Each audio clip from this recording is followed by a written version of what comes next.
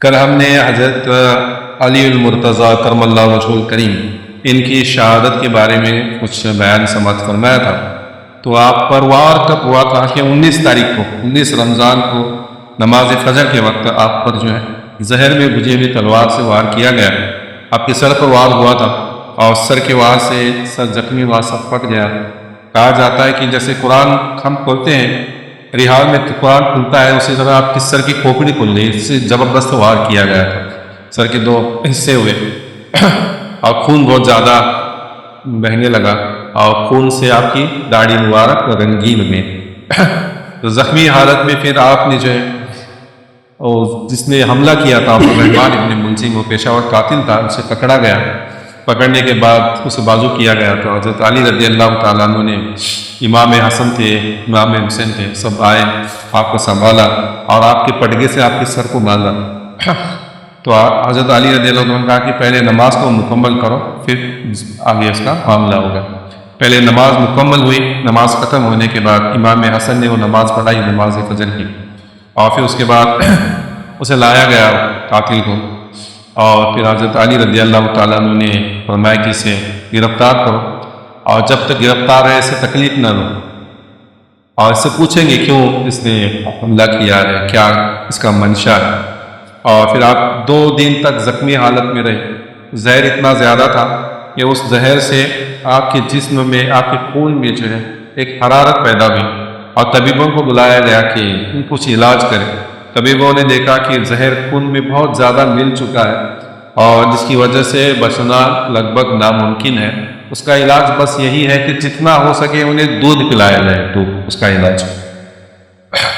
تو جیسے ہی معلوم ہوا تو کوفہ میں اس وقت آپ رہتے تھے، کوفہ راجدھانی تھی، تو کوفہ کے جو یتیم بچے تھے، وہ یتیم بچے اپنے اپنے جو پیالوں میں دودھ لے کر آئے۔ کئی سینکڑوں کی تعداد میں بچے جو ہے، بچوں کا ایک ہجوم، ایک جلوس آتا ہے جس طرح، اس طرح بچے جو ہیں اپنے پیالوں میں، کٹوروں میں، اپنا جو کچھ اس وقت بھانڈا ہوتا تھا وہ لے کر دودھ لے کر آئے۔ پوچھا کہ آپ اتنے تعداد میں کیوں آئے؟ تو بچے کہنے لگے ہم یتیم ہیں، ہمیں پالنے والے حضرت علی رضی اللہ تعالیٰ، ہم نہیں چاہتے کہ ہم دوبارہ یتیم ہو جائیں۔ تو حضرت علی رضی اللہ تعالیٰ یتیموں کی پرورش کیا کرتے تھے، اور وہ بچے حضرت علی رضی اللہ تعالیٰ کو اپنی باپ کی طرح سمجھتے تھے۔ جیسے پتہ چلا تو ہر ایک نے اپنے پاس جہاں سے ملا دودھ لے کر آئے تھے۔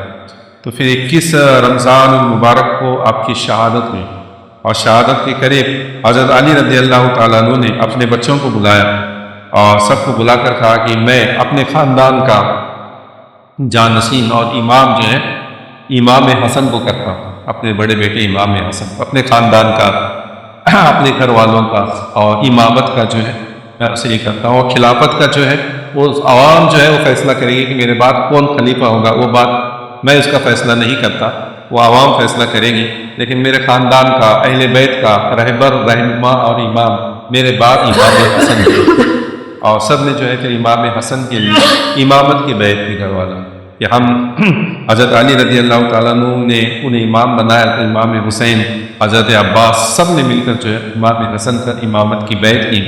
اور پھر امام حسن کو حضرت علی رضی اللہ تعالیٰ عنہ نے کچھ وصیتیں کی، وہ وصیتیں میں آپ کے سامنے بیان کرتا ہوں، اور پھر اس سے ہمیں نصیحت لینی ہے، لینے کی ہم کوشش کریں گے۔ درود شریف پڑھیں، اللہم صلی علی سیدنا مولانا محمد وعلی آل سیدنا مولانا محمد وبارک وسلم صلی اللہ۔ جب حضرت علی رضی اللہ تعالیٰ عنہ زخمی حالت میں بستر پر تھے تو آپ نے اپنے بڑے صاحبزادے امام حسن رضی اللہ تعالیٰ عنہ کو جو وصیت فرمائی، اس کا خلاصہ اور اہم نقشہ، یعنی وصیت بہت بڑی تھی، اس میں سے 6 پوائنٹ میں نکال کر لایا ہوں اور آپ کے سامنے بیان کروں گا، اور اسی سے ہمیں کچھ نصیحت جو لینی ہے وہ لینے کی ہم کوشش کریں۔ سب سے پہلی بات آپ نے کیا فرمائی؟ امام حسن کو بھی اور اپنے تمام دوسرے بچوں کو اور خاندان والوں کو فرمایا کہ اے میرے بیٹوں، میں تمہیں وصیت کرتا ہوں کہ اللہ سے ڈرتے رہنا، اللہ سے ڈرتے رہنا، اللہ سے ڈرتے رہنا۔ بہت سخت الفاظ سے جو ہے اپنے گھر والوں کو کہا کہ اللہ سے ڈرتے رہنا، اللہ سے ڈرتے رہنا۔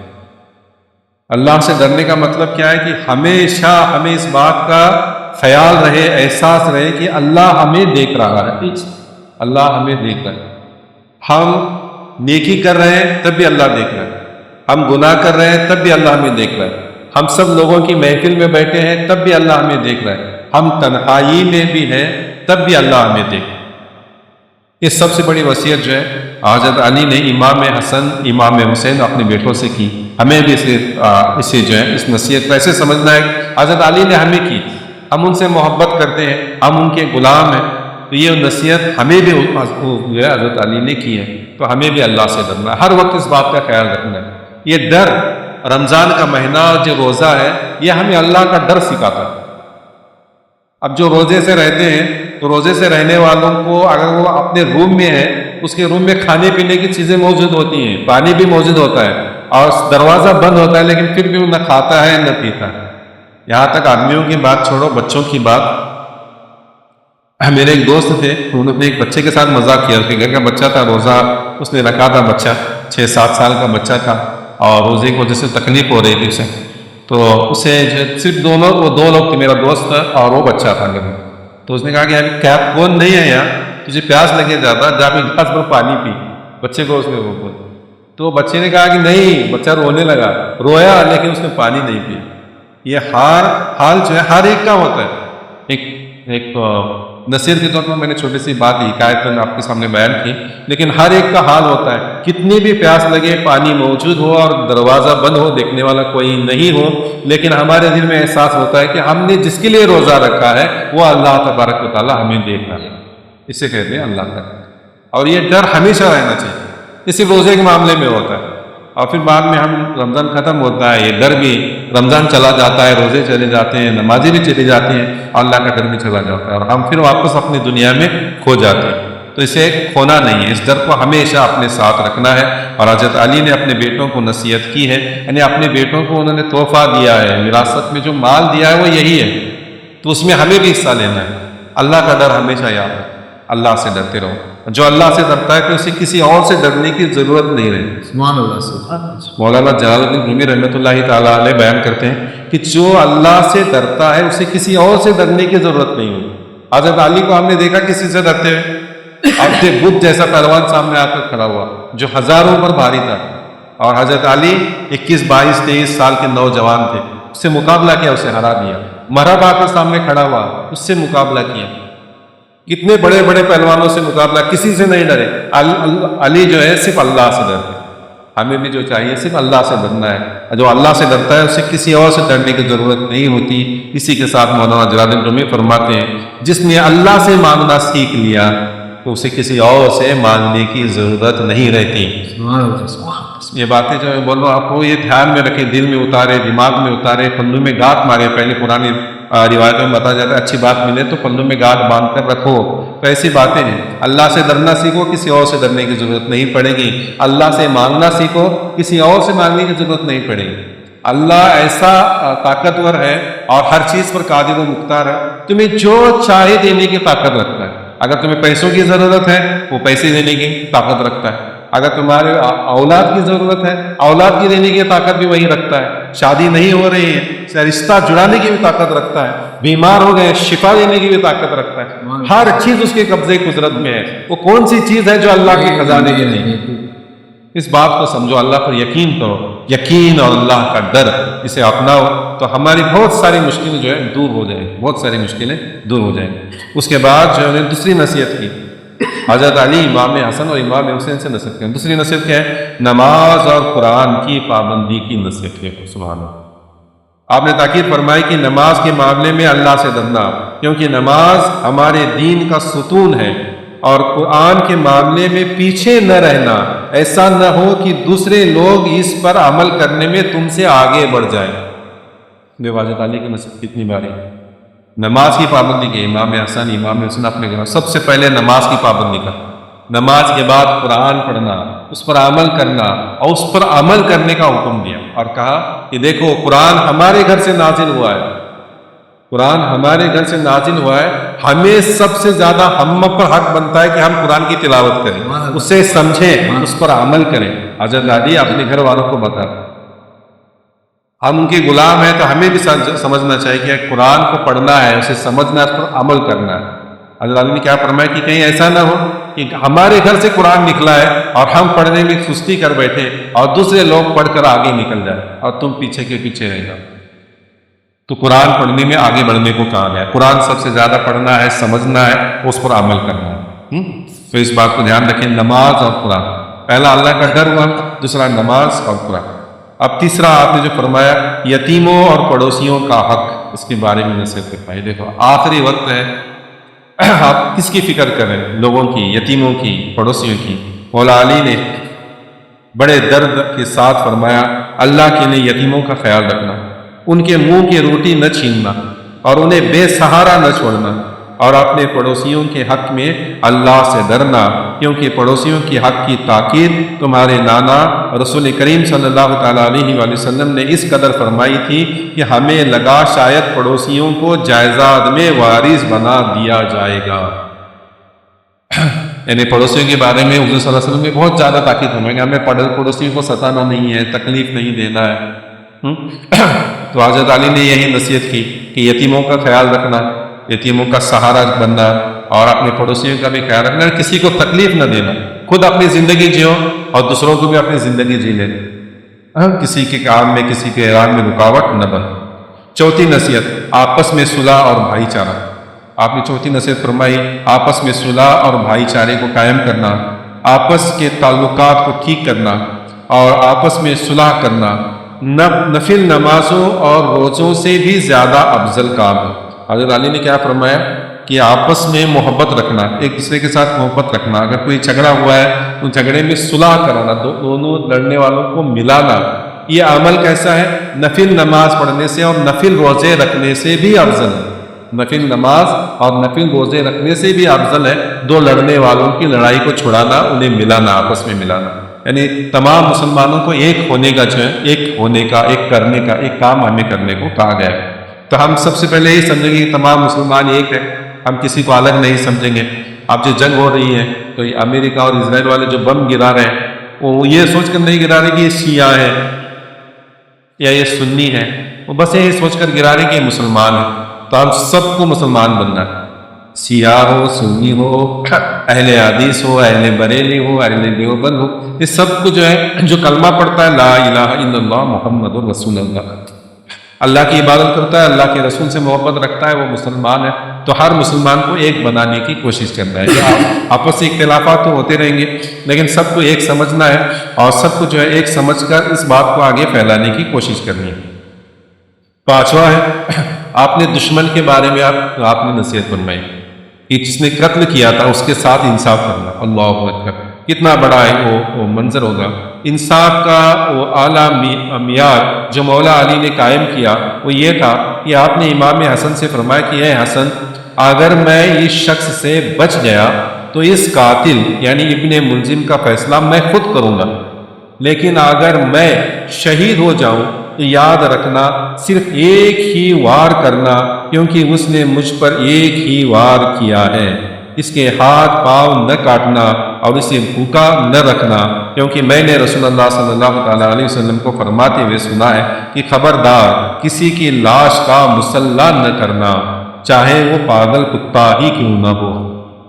اب یہ جو نصیحت ہے اس کا خلاصہ کرتا ہوں چلو آپ کو کہ حضرت علی نے اپنے قاتل کے بارے میں فرمایا. جس نے وار کیا تو اسے پکڑا گیا تھا، وہ ڈر کے مارے کانپ رہا تھا، لیکن حضرت علی نے کیا فرمایا کہ اگر میں بچ جاؤں اس وار سے، اچھا ہو جاؤں، اس کا فیصلہ میں خود کروں گا کہ اس کے ساتھ کیا کرنا ہے. اگر میں شہید ہو گیا تو پھر خون کا بدلہ خون قصاص ہے، تو تم اسے مارو گے، لیکن مارنے میں بھی آپ نے کہا کہ انصاف کے ساتھ مارنا. اس نے مجھ پر ایک ہی وار کیا ہے تو تم بھی اس پر ایک ہی وار میں اس کی جان جائے اس طرح ایک ہی وار کرنا ہے. اگر ایک وار سے وہ بچ گیا تو پھر اسے چھوڑ دیں. یہ حضرت علی کا آخری وقت کا بھی کتنا بڑا آپ نے انصاف کا خیال رکھا. اور آخر میں کیا کہا کہ اس نے مجھے مارا ہے، تم میری محبت میں اسے مرنے کے بعد اس کی لاش کی بے حرمتی نہ کرنا، بے عزتی نہ کرنا. جیسا حضرت حمزہ رضی اللہ تعالیٰ عنہ کو شہید کرنے کے بعد ہندا نے یزید کی ماں نے کیا کیا تھا؟ حضرت حمزہ رضی اللہ تعالیٰ عنہ کی ناک کاٹے، آنکھ کاٹے، کان کاٹے، اسے ایک دھاگے میں پیرو کر گلے میں پہنے. حضرت حمزہ کا کلیجہ سینہ چیر کر کلیجہ نکال کر منہ سے چبایا. یہ خاندان کی یہ پہلے سے ان کی نسل ہی ایسی تھی، یہ جانوروں کی طرح ان کا لوگوں کے ساتھ ویوہار تھا. انہوں نے حضرت حمزہ رضی اللہ تعالیٰ عنہ کی لاش کا مسلح کیا، اس کی بے عزتی کی. یزید نے بھی کیا کیا؟ امام حسین علیہ السلام کی شہادت کے بعد، ان کے گھر والوں کی شہادت کے بعد، ان کے لاشوں پر جو لاشیں پڑی ہوئی تھیں ان کے لاشوں پر گھوڑے دوڑا دیے، گھوڑوں سے روند دیا، گھوڑوں سے روند دیا۔ تو امام حضرت علی رضی اللہ عنہ نے کیا فرمایا؟ اس قاتل کی لاش کی بے حرمتی نہ کرنا، اسے ایک وار سے قتل کر دینا اور اسے دفن کر دینا، چھوڑ دینا، اس کی لاش کی جو ہے اس کا لاش کا مسلح نہ کرنا، اس کی بے عزتی نہ کرنا۔ اور چھٹی نصیحت کی نیکی کا حکم اور برائی سے روکنا۔ یہ چھٹی نصیحت آپ نے آخر میں جو کی ہے کہ کیا ہے؟ آپ نے آخری نصیحت یہ کی کہ نیکی کا حکم دینا اور برائی سے روکنا، امر بالمعروف جسے کہا جاتا ہے، کبھی مت چھوڑنا۔ اگر تم نے اسے چھوڑ دیا تو تم پر برے لوگ مسلط ہو جائیں گے، پھر تم دعائیں مانگو گے لیکن تمہاری دعائیں قبول نہیں کی جائیں گی۔ حضرت علی نے اپنے بیٹوں سے کیا کہا کہ چھٹی نصیحت، آخری نصیحت، کہ لوگوں کو نیکی کی دعوت دیتے رہنا۔ خود نیک تو بننے کی پہلے سب نصیحت دی آپ کو، تم نیک بنو، نماز پڑھو، قرآن پڑھو، اللہ سے ڈرو، سب کچھ آپ کو سکھایا، اور پھر آخر میں کیا کہا کہ جب تم نیک بن جاؤ تو دوسروں کو بھی نیک بنا۔ اگر کوئی برائی کرتا دکھے تو اس کو برائی سے روکنا، گناہ کرتا دکھے تو گناہ سے روکنا، لوگوں کو برائی سے روکنا اور نیکی کی طرف بلانا، یہ دین اسلام کا ایک اہم رکن ہے اور ہر ایک کو ادا کرنا ہے۔ حضور صلی اللہ تعالیٰ علیہ وسلم پر نبوت ختم کر دی گئی، حضور کے بعد کوئی نبی نہیں آنے والا، لیکن قیامت تک کے لیے حضور کی نبوت کو قائم رہنا ہے، تو اسی لیے یہ ارکان ہر امتی کے لیے اللہ تبارک و تعالیٰ نے اس پر لازم قرار دیا کہ ہر ایک امتی کو چاہیے کہ وہ لوگوں کو نیکی کی طرف بلائے اور برائی سے روکے۔ تو اس کے لیے کیا کرنا ہے؟ ہمیں پہلے نیک بننا ہے، نمازی بننا ہے، شریعت کا پابند بننا ہے، اور پھر دوسرے لوگوں کو کہنا ہے کہ تم بھی نماز کو آؤ، تم بھی نیک بن جاؤ۔ اگر برائی کرتے دیکھے تو اسے روکنا ہے، یہ کام کرتے رہنا۔ اگر ہم یہ کام کرنا چھوڑ دیں گے تو پھر سماج میں سب برے لوگ عام ہو جائیں گے اور برے لوگ پھر اقتدار میں آ جائیں گے، اور یہی حال آج ہوتا ہوا ہمارے ہندوستان میں نظر آتا ہے کہ مسلمانوں نے یہ کام کرنا چھوڑ دیا، برائی کو روکنا چھوڑ دیا اور اچھائی کو پھیلانا چھوڑ دیا۔ تو آج ہمارے ہندوستان میں جو ہے نفرت کا بازار گرم ہے، بھائی چارہ ختم ہو چکا ہے، اب ایک دوسرے کو دشمنی کی نظر سے دیکھا جانے لگا ہے۔ پہلے ہندو مسلمان بھائی بھائی کہے جاتے تھے، آج کے دور میں ہندو مسلمان بھائی بھائی نہیں ہے، ہندو اور مسلمان جہاں آئے تو ایک دوسرے کو دشمنی کی نظر سے دیکھتے ہیں۔ کوئی مسلمان اکیلا ملے تو اسے چھیڑا جاتا ہے، کوئی ہندو اکیلا ملے تو اسے چھیڑا جاتا ہے، اس طرح کے معاملات ہو رہے ہیں۔ اور ہمارے اوپر جو حکومت ہے وہ برے لوگوں کی حکومت مسلط ہے، وہ خود بھی یہی کام کر رہے ہیں اور لوگوں سے یہی کام کرا رہے ہیں۔ اس دور میں اگر ہم دعا مانگیں گے تو ہماری دعائیں قبول نہیں ہوں گی، یہ حضرت علی نے فرمایا۔ تو ہمیں کیا کرنا ہے کہ پہلے خود نیک بننا ہے، اچھے بننا ہے، نمازی بننا ہے، قرآن پڑھنے والے بننا ہے، شریعت سچے مسلمان بننا ہے، اور اسی بات کو دوسروں تک پہنچانا ہے، لوگوں کو بھی نماز کے لیے بلانا ہے۔ رائے ہدایت 110 کا بھی یہی مقصد ہے کہ ہم پہلے خود مسلمان بنے، سچے مسلمان بنے، اور پھر دوسروں کو بھی سچا مسلمان بنائیں۔ آج کے دور میں ہمیں جو مسلمان نظر آتے ہیں، دیکھتے ہیں ہم لوگوں کی طرف، مسلمان ہیں لیکن نماز نہیں پڑھتے، روزہ نہیں رکھتے، شریعت کے پابند نہیں، سنتوں کا پتہ نہیں، ایسے لوگوں کو کیا کہیں گے؟ مسلمان ہیں لیکن نام کے مسلمان ہیں، ہم مسلمان کے دائرے سے انہیں باہر بھی نہیں نکال سکتے، صرف نام کے مسلمان ہیں۔ لیکن پہلے ایسے مسلمان نہیں ہوا کرتے تھے، مسلمان جو ہوتا تھا نماز پڑھتا تھا، 5 وقت کی نماز پڑھتا تھا، نماز چھوڑنے کو ایسے جانتا تھا جیسے اس کے گردن پر چھری چلائی جا رہی۔ لیکن آج کا مسلمان نمازیں کتنی چھٹتی ہیں پرواہ نہیں کرتا، اور شریعت کو تو ٹھوکر سے توڑتا چلا جاتا ہے، اسی شریعت میں کوئی پاس نہیں، یہ صرف نام کے مسلمان ہیں۔ اگر ہم نام کے مسلمان ہیں تو پہلے ہمیں سچا مسلمان بننا ہے، اور سچا مسلمان بننے کے بعد اسی دعوت کو دوسروں تک پہنچانا ہے۔ انشاءاللہ ہم سب یہ کام کریں گے، اور تاکہ اللہ تبارک و تعالی ہم سے راضی ہو جائے اور ہمیں راہ ہدایت پر، یعنی اچھی راہ پر، سیدھی راہ پر، صراط مستقیم پر قائم رکھے، ہم سے راضی ہو جائے، ہماری بخشش و مغفرت فرمائے اور ہمیں جنت کا انعام عطا فرمائے۔